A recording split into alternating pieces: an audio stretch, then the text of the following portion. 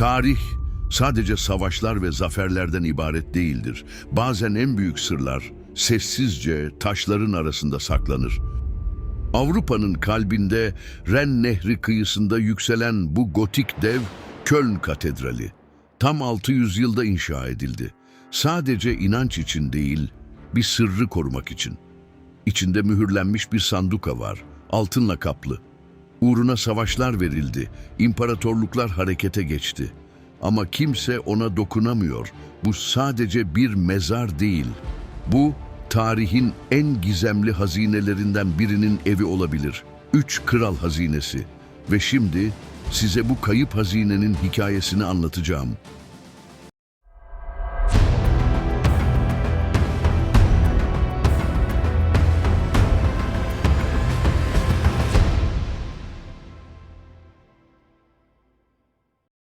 Milattan sonra 1. yüzyılda bir gece gökyüzünde olağanüstü bir yıldız parladı.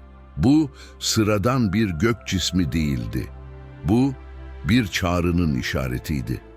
Doğudan gelen 3 adam bu işareti takip etti. Halk onlara magi dedi. Bilgeler, kahinler, yıldız gözlemcileri. Kimilerine göre krallardı, diğerlerine göre Tanrı tarafından seçilmiş kutsal elçilerdi. Bu 3 bilge kralın isimleri geleneksel olarak Baltazar, Melchior ve Gaspar olarak anılır. Her biri farklı bir bölgeden yola çıktı. Arabistan, Hindistan, Pers diyarı. Gökleri izlediler, işaretleri takip ettiler ve Betlehem'e ulaştılar. Doğan çocuğun yanına geldiklerinde ellerinde 3 simgesel hediye vardı. Altın, mür ve tütsü.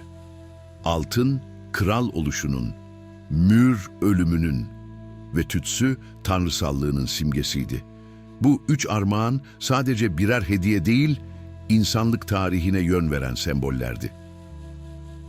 Ya bu hediyeler gerçekten fiziksel nesnelerse ya da bu 3 kral kutsal bir hazineyi korumakla görevli mühür bekçileri ise, bugün bile araştırmacılar bu soruyu soruyor.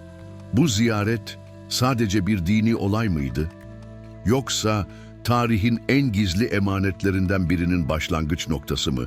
Çünkü onların yolculuğu orada bitmedi. Kalıntıları yüzyıllar sonra ortaya çıktı. Ve bu başka bir büyük serüvenin kıvılcımı oldu. 3 bilge kral ya da 3 kutsal emanet bekçisi, ölümlerinden sonra kalıntıları Orta Doğu'da gizli mabetlerde korundu. Ancak bu kalıntıların asıl yolculuğu yüzyıllar sonra başladı. İmparator Konstantin'in izinden giden Hristiyan liderler, kutsal kalıntıları birer siyasal güç sembolüne dönüştürmeye başladı. Ve 4. yüzyılda bu emanetler Roma İmparatorluğu'nun başkenti olan Konstantinopolis'e, yani bugünkü İstanbul'a taşındı. Burada Ayasofya'nın gölgesinde yüzyıllar boyunca muhafaza edildiler.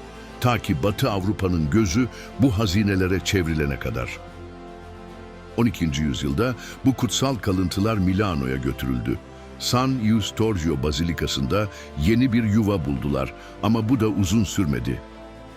1162 yılında İmparator Frederick Barbarossa Milano'ya yürüdü. Bu işgalin ardında sadece siyasi bir mesaj değil, çok daha eski ve güçlü bir motivasyon vardı. Barbarossa sadece şehri değil, kutsalı da fethetti. 3 bilge kralın kalıntılarını ele geçirdi. Efsaneye göre özel olarak hazırlanmış mühürlü sandıklara yerleştirildi ve Almanya'ya doğru yola çıkarıldı. Bu bir kentin değil, bir medeniyetin kutsal mirasının çalınmasıydı. Hedef belliydi: Köln. Köln Katedrali'nin temelleri işte bu kutsal kalıntılar üzerine yükseltilmeye başlandı. Bu sadece bir mimari proje değil, Batı Hristiyanlığının ruhani üstünlüğünü simgeleyecek bir yapıydı. Köln, 12. yüzyılda sadece bir şehir değildi. Aynı zamanda Kutsal Roma İmparatorluğu'nun en önemli ruhani merkezlerinden birine dönüşmek üzereydi. Ve işte tam bu noktada 3 kralın kalıntıları yeni bir misyona sahip oldu. İmparator Barbarossa'nın emriyle kalıntılar için dünyanın en büyük kutsal sandukalarından biri inşa edildi. Drei Könige Schrein, 3 Kral Sandukası. Bu altın sanduka 220 kilodan fazla değerli metal ve taşla süslendi. Her yüzeyi ayrı bir hikaye, her figürü ayrı bir kehanet barındırıyordu. Ancak bu sadece bir mezar değildi. O dönemin inancına göre içindeki kalıntılar şehri koruyan ruhani bir zırh gibiydi. Köln'ün bekçileri artık 3 kraldı. Ama halkın bildiği şey sadece görünen yüzdü. Peki ya sandukanın içindeki gerçek hazine neydi? Bazı kaynaklara göre sandukayla birlikte getirilmiş başka eşyalar da vardı. El yazmaları, sembollerle dolu belgeler ve hatta Babil'den kalma antik objeler. İşte tam bu nedenle Köln Katedrali sıradan bir kilise değil, Batı'nın ruhani kasası haline geldi. Fakat bu görkemli yapının kendisi de sırlarla örülmüştü. 1248 yılında temeli atılan katedral 632 yıl boyunca tamamlanamadı. İnşaat tuhaf bir şekilde yüzyıllar boyunca kesintiye uğradı. Birçok tarihçiye göre bu gecikme tesadüf değil. Katedralin içindeki sırları korumak için zamanın kendisi kullanıldı. Kayıtlar sessiz ama söylentiler hiç durmadı. 3 kral sandukasının içinde ne olduğu gerçekten bilinmiyor. Ama bu belirsizlik yıllar boyunca sayısız komplo teorisinin doğmasına neden oldu. Bir teoriye göre Köln Katedrali'nin altındaki tünel sistemleri sandukadaki hazinenin bir kısmını kaçırmak için kullanıldı. Bu geçitler sadece rahiplere bilinen gizli yollardı. Bazı araştırmacılar 1940'larda Nazilerin bu tünellere eriştiğini ve sandukadan çıkarılan değerli nesneleri Berlin'e, sonra Avusturya'daki dağ üstlerine taşıdığını iddia ediyor. Bir başka iddia ise çok daha şaşırtıcı. Sanduka aslında sadece dikkat dağıtmak için sergilendi. Gerçek kalıntılar ve değerli objeler yüzyıllar önce Vatikan'a ulaştırıldı. Bu teoriye göre Katolik dünyası için kutsal olan bu emanetler tamamen dini gerekçelerle değil, siyasi güç dengesi adına saklandı.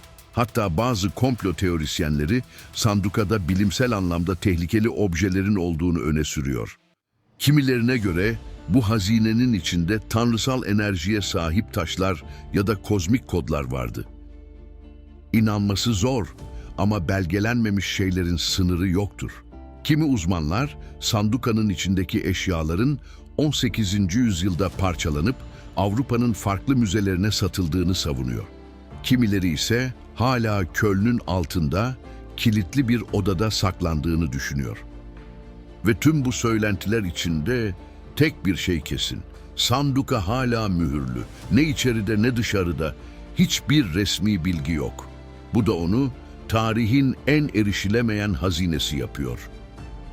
Peki bugün ne biliyoruz? Yüzlerce yılın ardından Köln Katedrali hala ayakta. Tıpkı kutsal sanduka gibi sessiz, dokunulmaz ve gizemli. Yıllar içinde birçok arkeolog, tarihçi ve araştırmacı bu kutsal yapının gizemlerini çözmek için uğraştı. 2006 yılında yapılan bir dijital tarama, katedralin altında daha önce belgelenmemiş bazı bölmelerin varlığını ortaya koydu. Ancak bu alanlara hala erişim yok. 2013'te Köln Üniversitesi tarafından yürütülen bir projede sandukanın çevresinde anomaliler tespit edildi. Manyetik alan değişimleri, sanki içeride metal yoğunluklu gizli bir bölme daha var gibi. Bazı uzmanlar sanduka mühürlerinin altında başka bir iç katman olduğunu düşünüyor. Belki de esas emanet orada saklı. Ama Köln Kilisesi yetkilileri sandukanın açılmasına izin vermiyor.